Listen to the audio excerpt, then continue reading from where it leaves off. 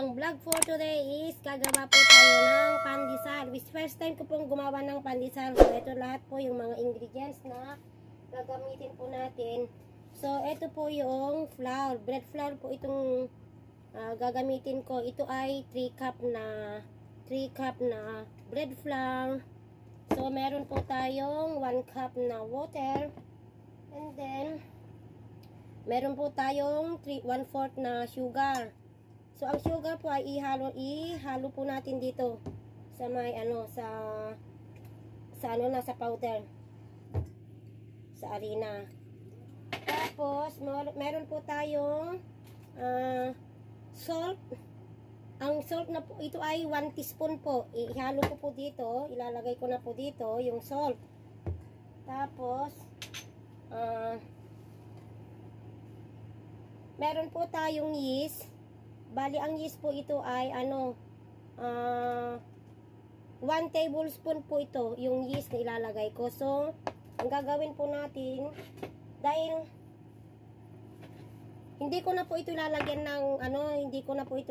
ng asukal.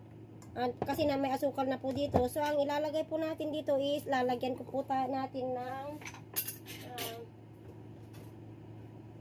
isang kutsara na condensed milk.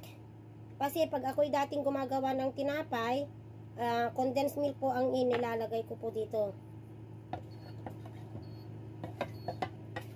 Tapos, ilalagay po natin ang cheese dito sa water. So, ngayon po, halu-haluin po natin hanggang matunaw po yung cheese at saka yung condensed milk. Kasi po yun, ganun ang ginagawa po kapag ako'y nagagawa ng tinapay.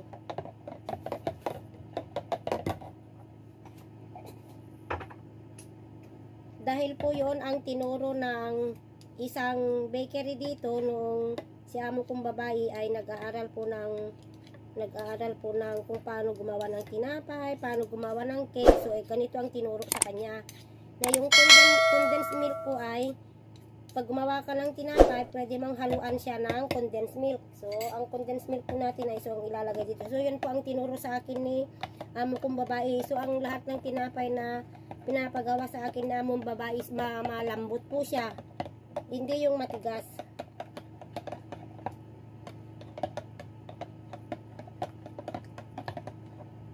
Yung yung tubig is warm lang po ito, yung tubig na ginamit ko. Gumamit po ako ng warm na tubig.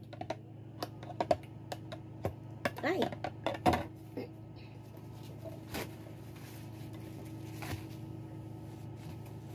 Dalawa po kasi, madami po kasing yung klase ng bread ang ito yung bread na galing sa saan produkto ito?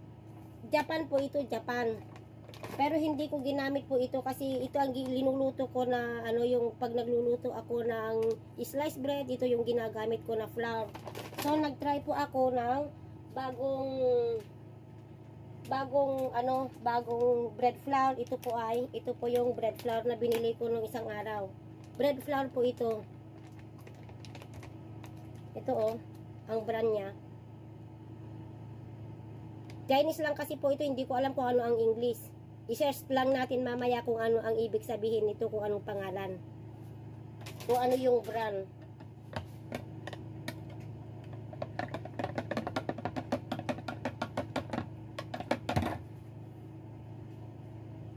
Saan na kaya yung hand gloves? Saan kaya nilagay ni among babae yung hand gloves natin? Para yun po ay gagamitin po natin. At saka meron pa pong oil. Mantika po, 1/4 cup po ito. 1/4 ba? Baka sobra-sobra na 1/4.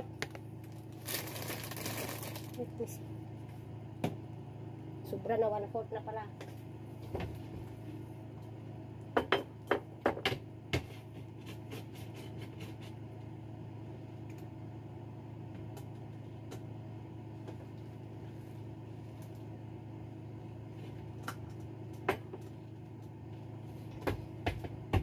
Binawasan ko po yung oil kasi instead na 1/4, sobra-sobra na 1/4 na po yung nailagay.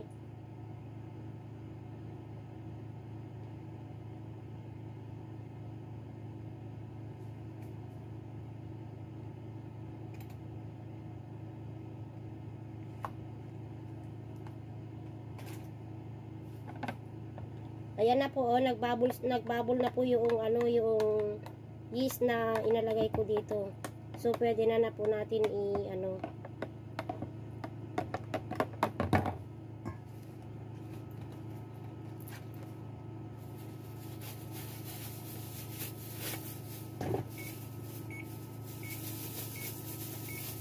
So ayan po, so ito na po. So unti-unti ko na pong so halu-haluin po natin ng ganun.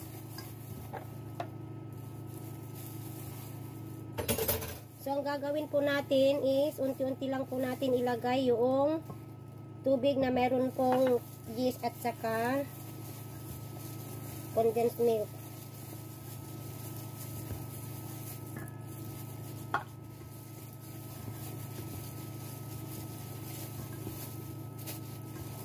So, ganyan po, oh.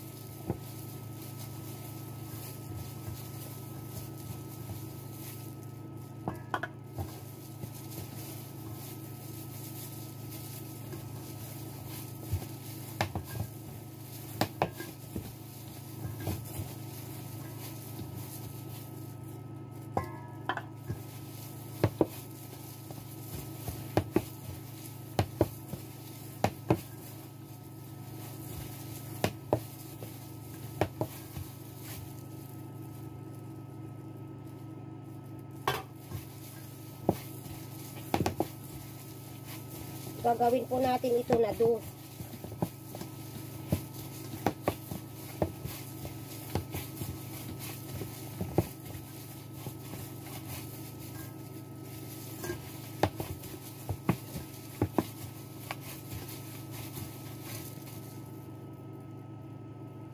Wag po natin pong ilagay lahat yung oil. Unti-unti lang po natin ilagay yung oil.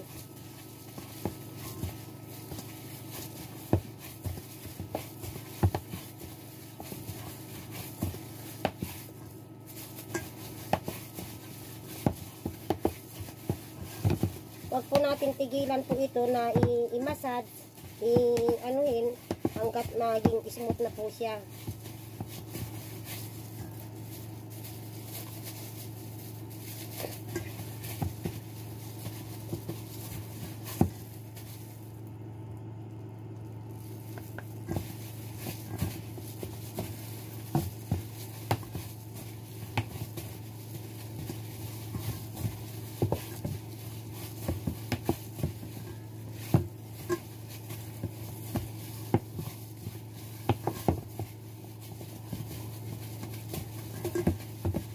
Para po mas madali na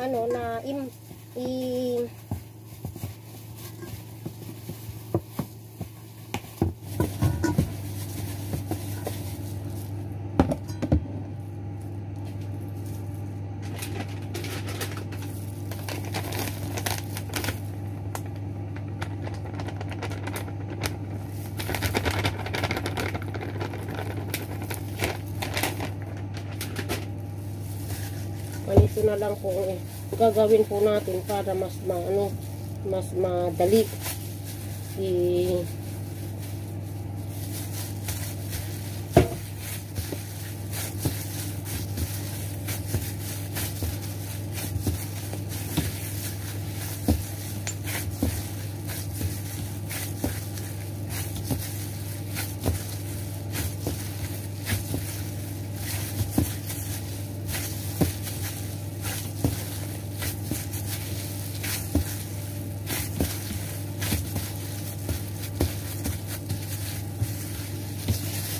kaya nga po linagyan ng ng arena yung table para hindi siya po didikit yung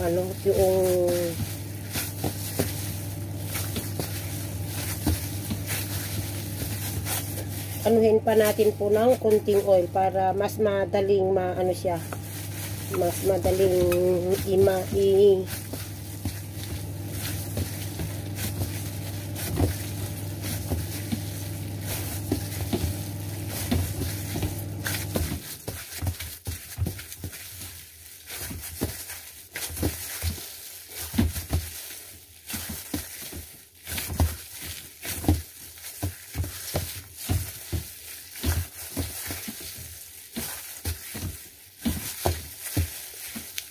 Huwag po natin tigilan na hanggat nakita po natin na makinis na po yung pagka-massage niya.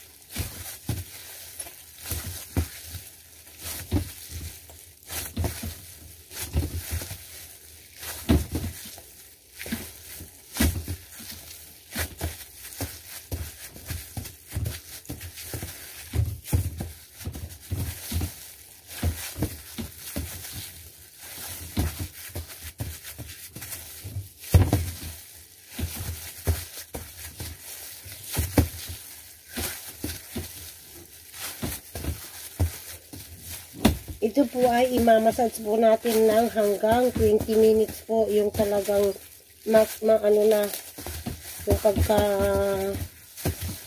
halo-halo niyan.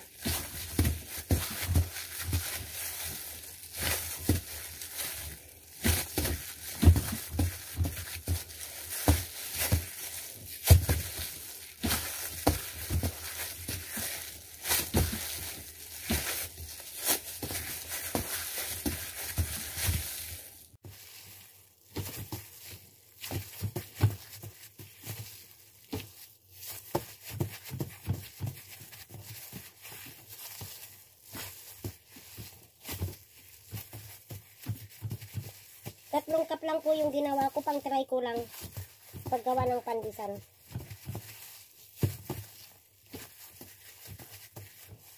So ayan na po, pwede na.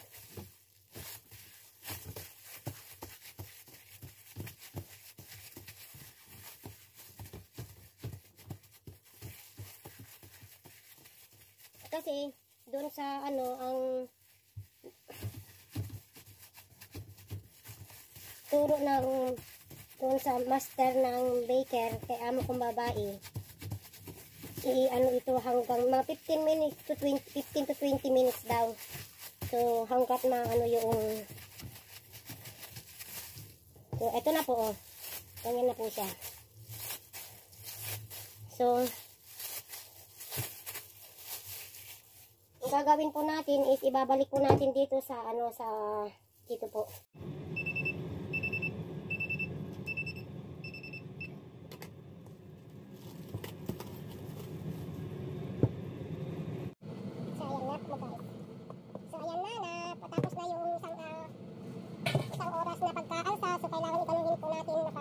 Tanggalin po natin yung ano, yung hangin. Ayan po. Matanggal na po natin yung hangin yan.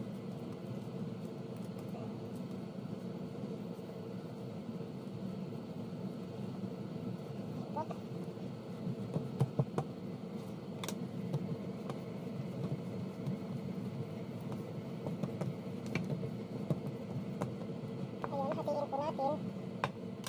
Sabi po natin yung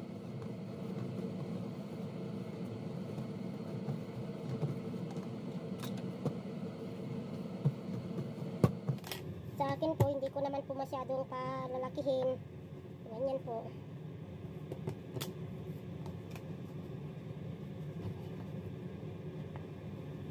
Ganyan lang.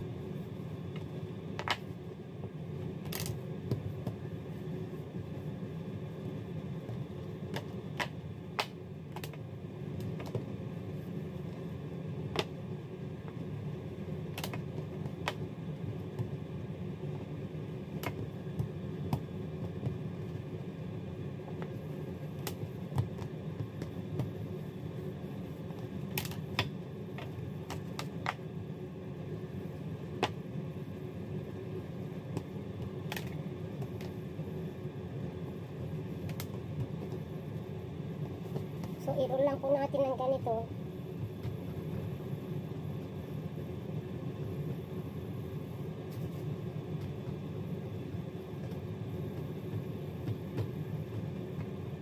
Ayan po, ganito lang ang gagawin po natin. Tapos, lalagay po natin po dito sa may breadcrumbs.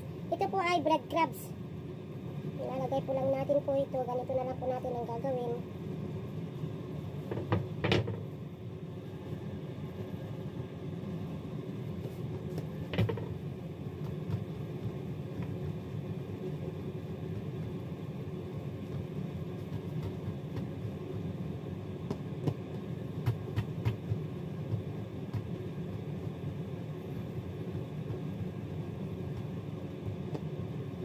Yan po.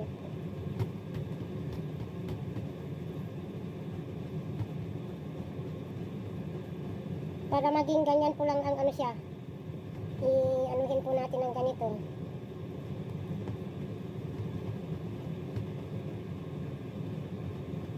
Ilang piraso kaya to? Kasi 3 cup lang po kasi yung ginawa ko, pang ano lang. First time ko lang po kasi itong gumawa. So ayan.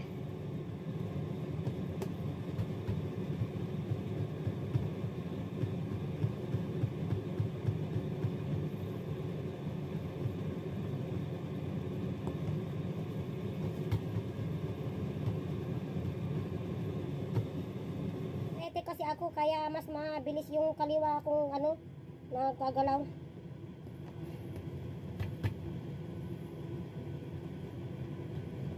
Pagkasihatian na lang namin ng aking mga friend bukas kasi first time ko palang gumawa po ito. So ayan po, iano po natin dito o tandusan.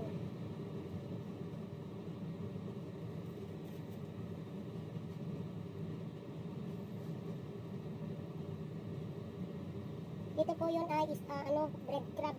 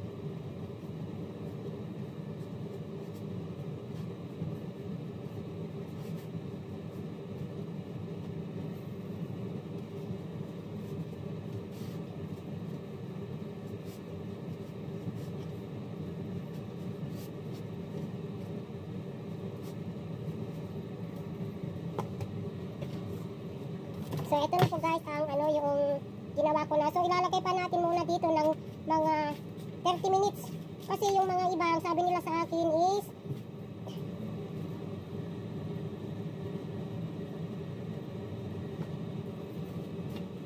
yan. Ganyan po para hindi pag maluto na po siya ay ano siya. Ayan. Bali ilang piraso ito kasi ilan kami. Ay, naku Diyos ko.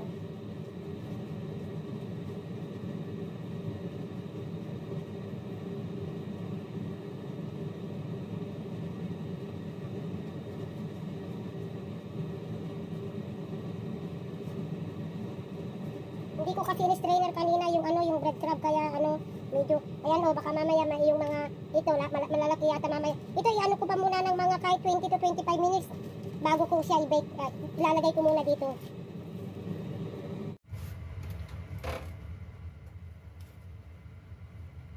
So yan, ilalagay natin dito sa oven. Ito lang para hindi siya maapura. Yan. Ano natin ng 15 minutes.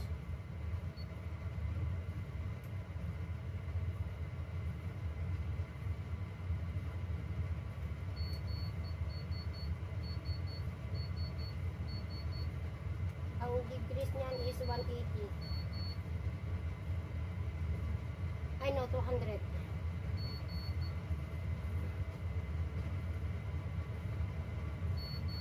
So ayan, 15 minutes and 200 ang ano niyan. Tingnan natin. Hindi kaya masyadong mainit. O ganyan na lang.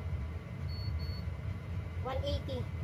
Baka para hindi siya matawag nito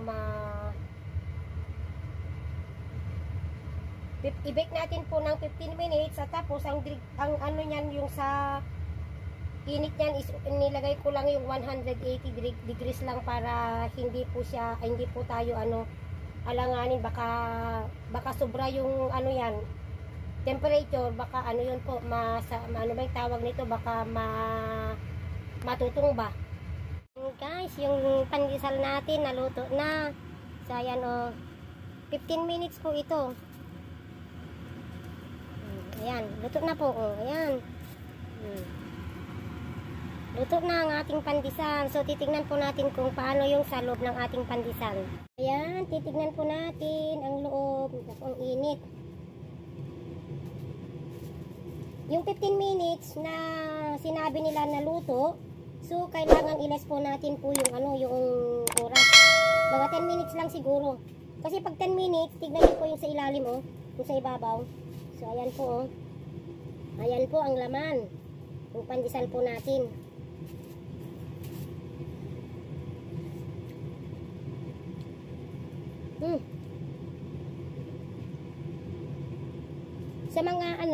Sa mga hindi mahilig po sa matamis, tamang-tama lang po itong lasa. Kasi yung mga iba kasi mahilig po sila sa matamis. Ayan. Yan po.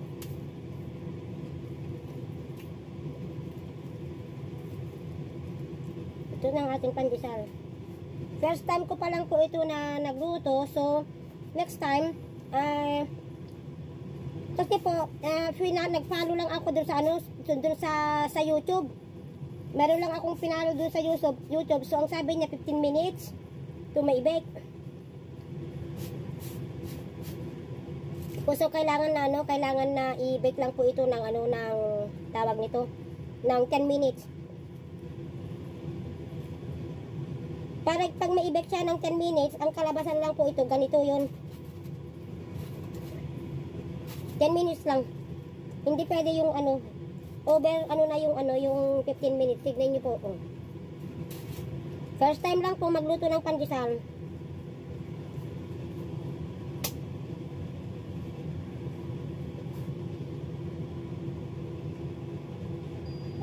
Luto na po yung ating pandesal. So, first time pong nagluto po tayo ng pandesal. So, ito po ang kinalabasan po ng pagka-bake niyan. So, kailangan, kasi po ito, nag-ano lang ako dun sa YouTube.